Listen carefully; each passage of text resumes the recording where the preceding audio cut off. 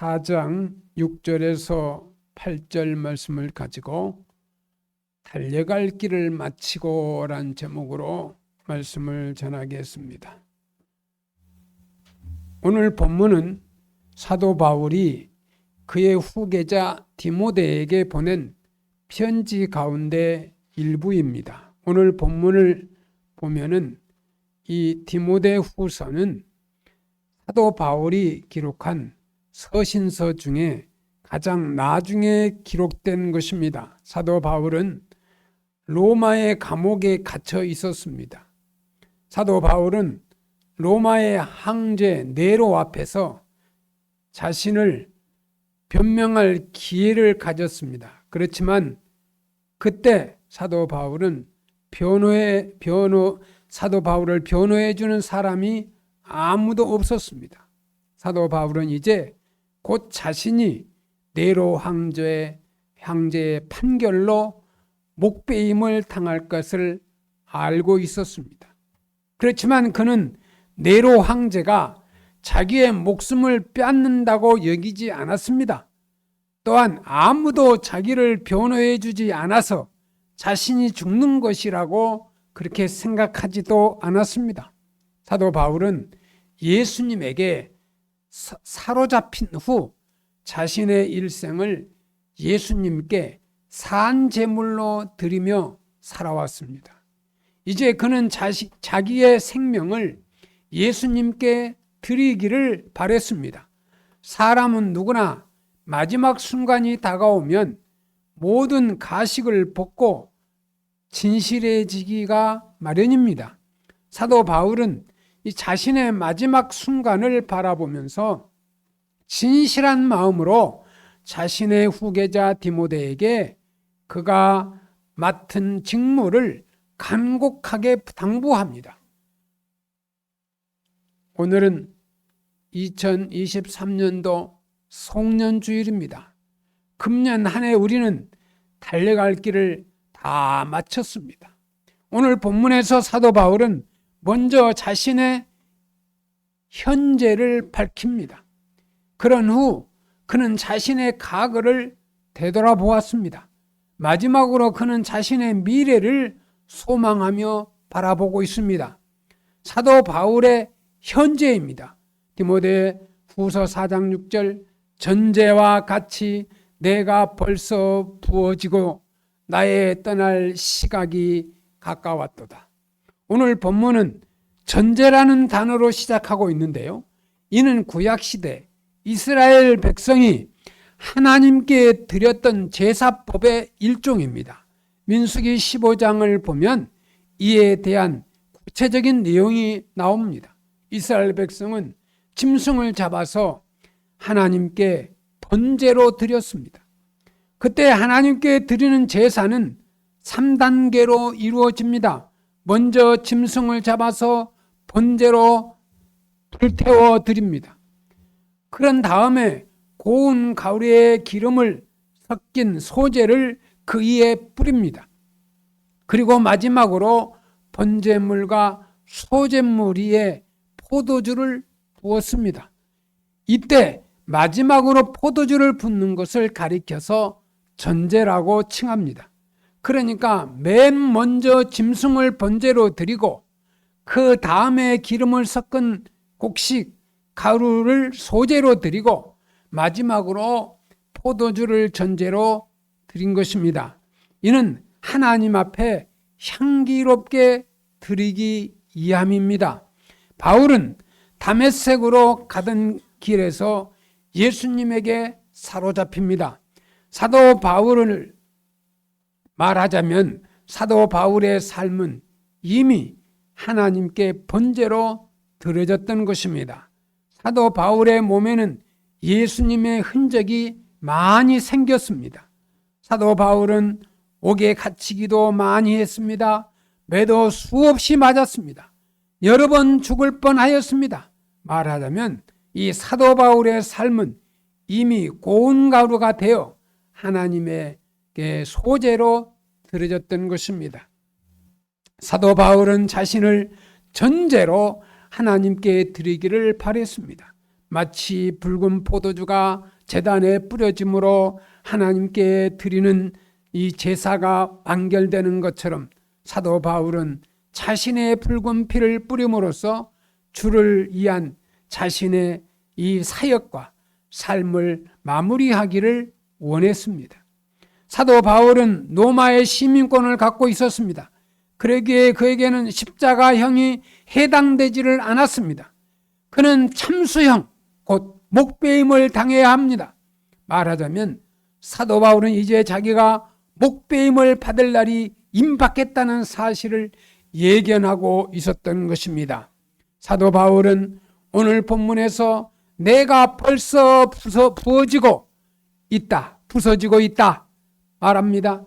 이미 사도 바울에 대한 심리는 끝이 났고 이제는 판결과 집행만 기다리고 있었던 것뿐입니다.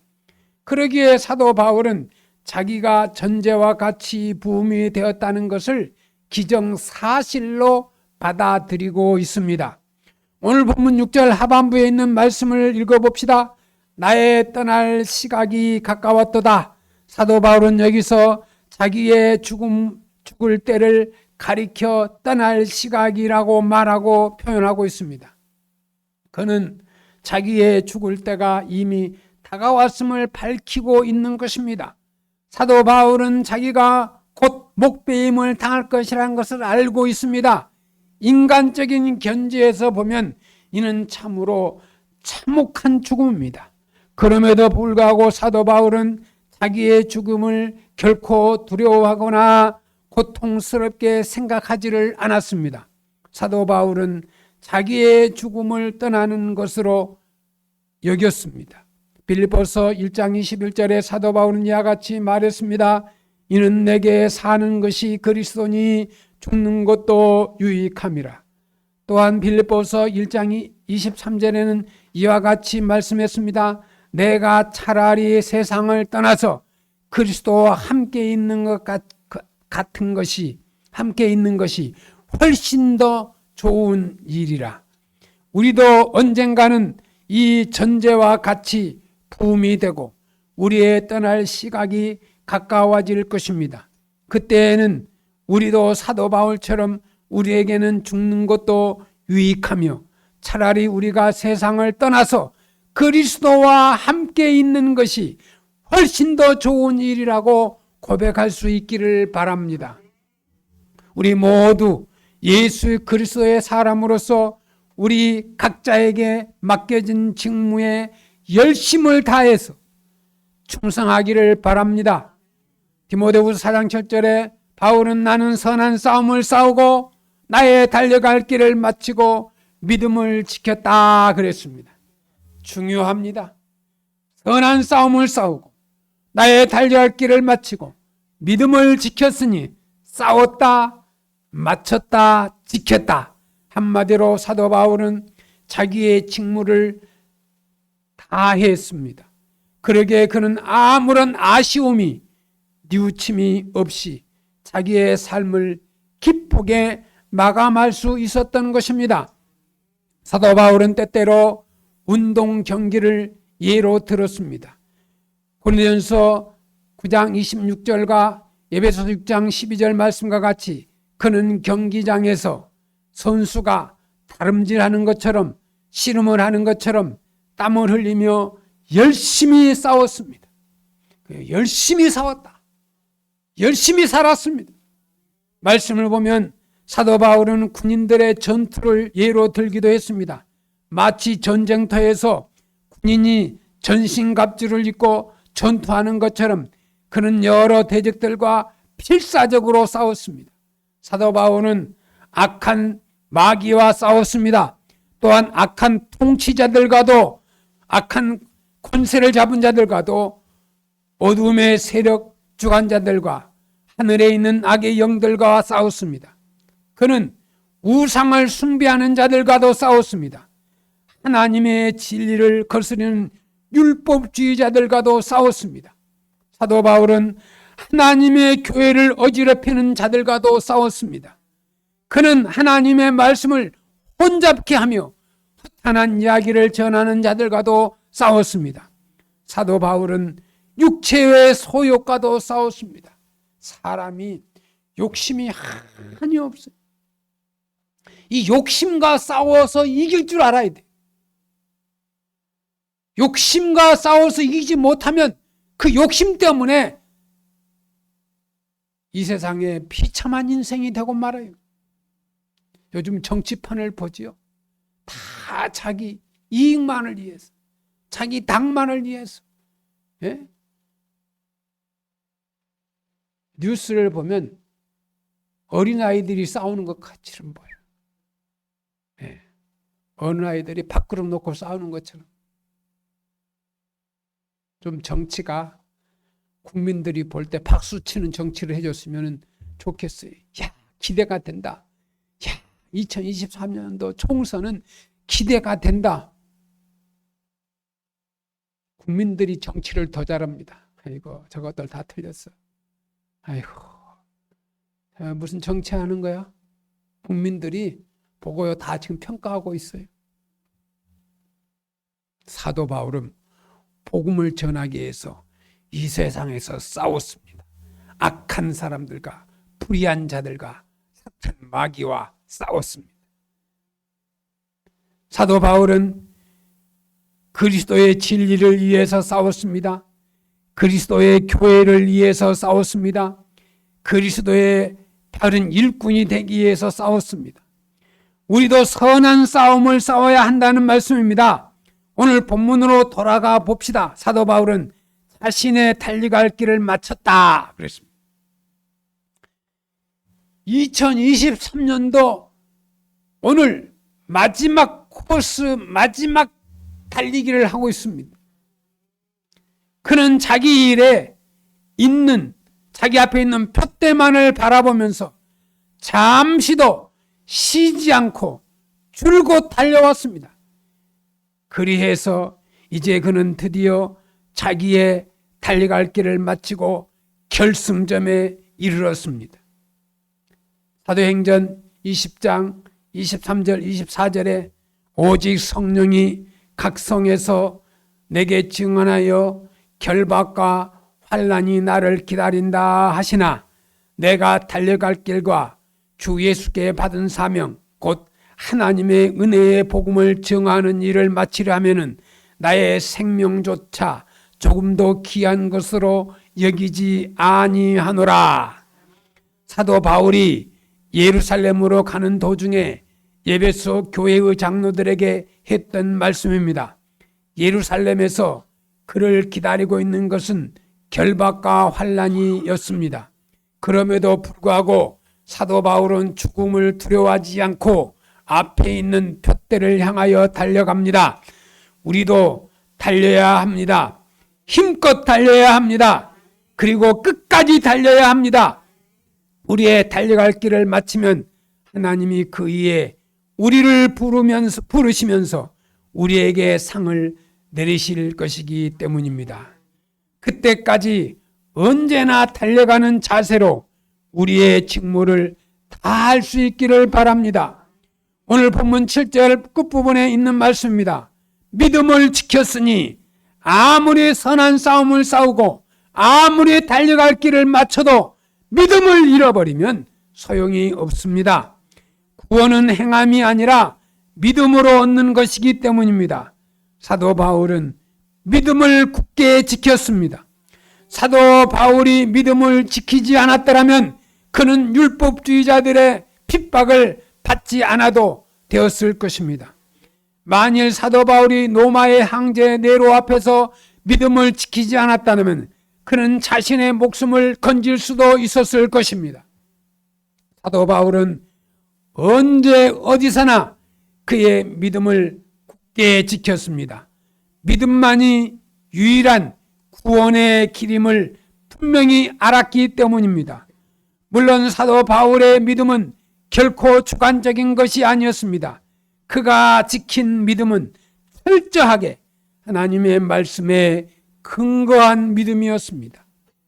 로마서 10장 17절 말씀과 같이 우리의 믿음은 그리스도의 말씀 곧 하나님의 말씀으로 말미암아야 합니다.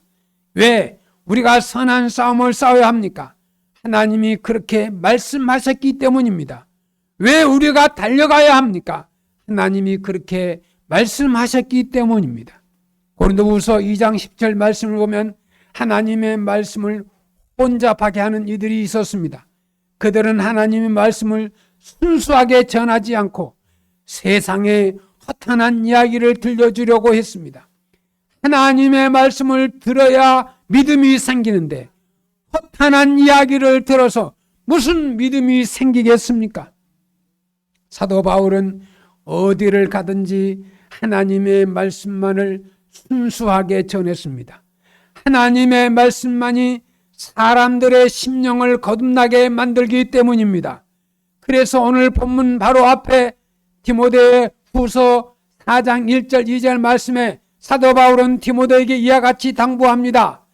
하나님 앞과 살아있는 자와 죽은 자들을 심판하실 그리스도 예수 앞에서 그가 나타나실 것과 그의 나라를 두고 엄히 명하노니 너는 말씀을 전파하라.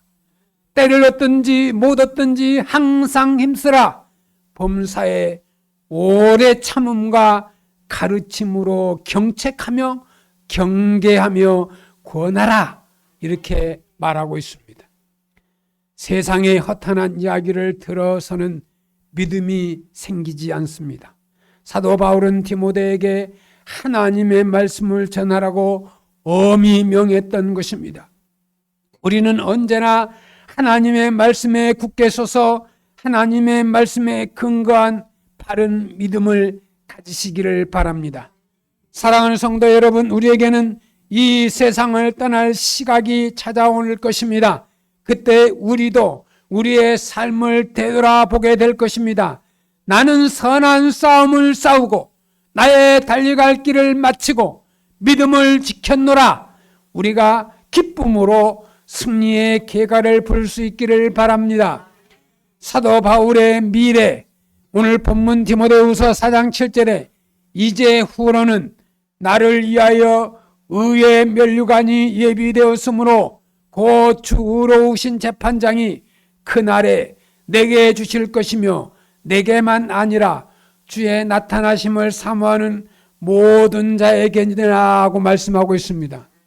오늘 본문에서 자신이 받을 면류관을 가리켜서 의의 면류관이라고 부르고 있습니다. 그 면류관은 곧 의로우신 재판장이 그에게 주시는 것이기 때문입니다. 다시 말해서 그가 받을 면류관은 의로운 판결에 따른 것이기 때문입니다. 사도 바울은 로마의 언론에서 불의한 판결을 받았습니다. 한마디로 네로 황제는 불의한 재판관이었습니다. 우리 모두는 그리스도의 심판대 앞에 서야 합니다. 그리스도의 심판대에서는 결코 불의한 판결이 내려지지 않습니다. 예수님은 의로우신 재판장이시기 때문에 그곳에서는 의로운 판결만 내려집니다. 예수님은 우리 모두 행위뿐만 아니라 우리의 마음에 숨은 그 동기까지도 완벽하게 다 아십니다. 그러기에 예수님의 심판대에는 잘못이나 실수가 있을 수가 없으며 예수님은 우리가 행한 대로 우리를 심판하시며 우리에게 상을 내리십니다. 오늘 본문 끝부분에서 사도 바울은 누구에게 의의 면류관이 주어진다고 말씀했습니까? 내게만 아니라 주의 나타나심을 사모하는 모든 자에게니라. 사도 바울뿐만 아니라 주의 나타나심을 사모하는 모든 자에게도 의의 면류관이 주어질 것입니다. 2023년도 금년의 마지막 우리는 송년주의를 지금 지키고 있습니다. 이미 지나간 과거는 돌이킬 수가 없습니다. 백석교회 성도 여러분, 교회 설립 35주년 한 해였습니다. 삶의 현장에서 열심히 일했습니다. 저는요, 올해 정말 일을 열심히 했습니다. 일하면서요, 아이고 힘들어. 아이고 힘들어. 이런 소리도 해봤어요. 너무 힘들다. 일이 많아서 힘들다. 아이고 힘들어. 여러분 정말 힘들 때 그런 말이 나오잖아요. 예? 어르신들 그럴 거예요. 주무실 때 아이고 힘들어. 그 자체가 나이 먹으면 힘드는 거예요. 가는 것도 힘들고 밥 먹는 것도 힘들고 잠자는 것도 힘들고 나이 들면 다 힘들어요. 아이고 힘들어. 아이고 힘들어. 아이고 힘들어. 집에 가면 또 예배 드리고 가면은 방에 들어갔어서 아이고 다리야 아이고야 다리야 힘들어. 어르신들은 그럴 거예요. 그 힘들게 사는 거예요. 예? 힘들게 사는 거예요. 다 힘들게 살아요. 모든 사람들이 다 힘들게 사는 거예요. 나만 힘드나? 그게 아니에요. 다 힘들게 살아요. 원망할 게 없어요. 힘들게 살아야 사는 거예요. 힘 안 들면 죽는 거예요. 예? 죽어버리면 힘들 거 없어요. 살아있으니까 힘든 거지. 예? 우리 교회 35주년회를 보내면서 삶의 현장에서 열심히 일했습니다. 또 무료급식과 섬김사역에서 힘을 다해 모아 일했습니다. 우리 사모님, 권사님, 우리 장로님요. 참 힘들게 일했습니다. 저만 힘든 게 아니고 주일날 여러분 성수주일 지키면서 우리 이찬양 안수집사 저 자리에 앉은 것도 힘드는 거예요. 저기 예? 앉아 있는 게 쉬운 게 없어요. 또 이 급식할 때 이렇게 우리 조집사 우리 강현준 성도님 이렇게 급식하는 거 쉬운 게 아니에요. 다 힘들어요. 예? 주일날 예배 드리러 오는 거 우리 노영수 성도님 주일날 예배 드리러 오는 자체가 힘든 거예요. 예? 어떤 분들은 막 힘든 몸을 비틀면서 이렇게 조심조심 오는 거예요. 힘들게 사는 거예요. 나만 힘든 게 아니고 다 힘껏 달리기를 하고 있는 거예요. 제가 중학교 다닐 때게요. 운동회를 하고 체육대회 같은 게 있잖아요. 운동회 하면 제가요 3000m 선수예요. 3000m면 운동 200m짜리 15바퀴를 돌아요. 15바퀴. 이게요 처음에는 15바퀴를 어떻게 돌아? 근데요 돌아요. 땀 뻘뻘 흘리면서 돌아요. 처음에 뒤떨어졌다가 앞에 사람이 지치면 쳐져요. 막 앞으로 달려가는 거예요. 힘들지만 힘 안 듭니까? 힘들어요. 3000m 그리고 800m 장애물 경기. 여러분 뭐 그물망을 치고요. 사다리를 놓고요. 뛰기도 하고요. 그거 저 선수했어요. 이게 처음에는 잘 달려요. 달리기 잘하는 장애물이 딱 걸리면요. 거기서는 달리기 잘한다고 되지 장애물 통과를 잘해야 돼요. 예? 머리도 써야 돼요. 앞에 사람이 갈 때 탁 걷으면 빨리 뛰어 들어가야 돼요. 자기가 제치고 들어가려면 다른 사람이 끼어 들어가 버려요. 그러니까 머리도 써야 되고 체력도 있어야 되고 그 지혜도 있어야 되고 이 장애물 경기가 참 재밌어요. 예? 그런데 보면은 이 선수들이 장거리 달리기에서 장애물 경기는 중간중간에 그 장애물 경기를 통과 못하면 안 돼요. 예? 또 3000m 달리기는요 처음에 잘 달린다고 되는 게 아니에요. 자기 이 체력 관리를 잘해가지고 처음 페이스에서 끝까지 골인 지점까지 체력 단련을 잘 해야 돼요. 그래야지 들어올 수 있어요. 처음에 1등으로 달리다가 장애물 통과 과정에 순위가 바뀌고요. 체력 관리 잘못해서 처음 1등 달리다가 나중에 체력이 안 돼서 뒤에 쳐져가지고 못 들어와요. 골인 지점에 못 들어와요. 왜 이 말씀을 드리느냐? 우리는 2023년도 송년주의를 맞이해서 지금까지 저와 여러분이 여기까지 왔으니 승리한 거예요. 할렐루야. 승리했어요. 참 2023년도 여러분 이 송년주일에 건강한 모습으로 여러분이 이 예배를 참석한 게 한 해는 승리한 거예요. 할렐루야. 하나님 앞에 감사. 그런데 2023년으로 끝나는 게 아니고 또 다가오는 2024년도 새해가 준비되어 있어요.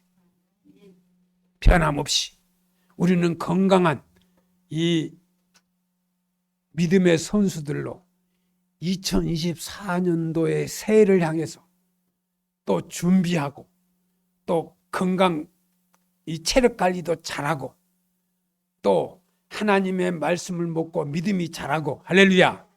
그래서 한 해를 잘 마무리함과 동시에 또 2024년도에 하나님이 우리에게 새로운 축복을 주기 위해서 준비된 이 장애물 경기 또 새로운 마라톤 이것을 결심하고 우리가 하나님의 인도하심을 기대하면서 여러분이 하나님이 보호하시고 축복하시는 여러분이 되시기를 주의 이름으로 부탁을 드립니다. 기도하겠습니다. 하나님 아버지 감사합니다. 달려갈 길을 마치고 이렇게 건강한 모습으로 하나님이 축복을 주신 데 감사하며 송년주일 예배를 드릴 수 있도록 은혜를 주신 하나님 앞에 감사를 드립니다. 우리 백설교회를 35년 동안 하나님의 은혜 가운데 지켜주신 것을 감사를 드립니다. 또 금년에 45명의 새로운 성도가 우리 백설교회에 등록할 수 있도록 은혜를 주신 것도 감사를 드립니다. 이제 다가오는 2024년도 새로운 마음으로 새 출발을 준비하며 하나님 앞에 영광을 돌리게 하옵소서. 예수님의 이름으로 기도드리옵나이다. 아멘.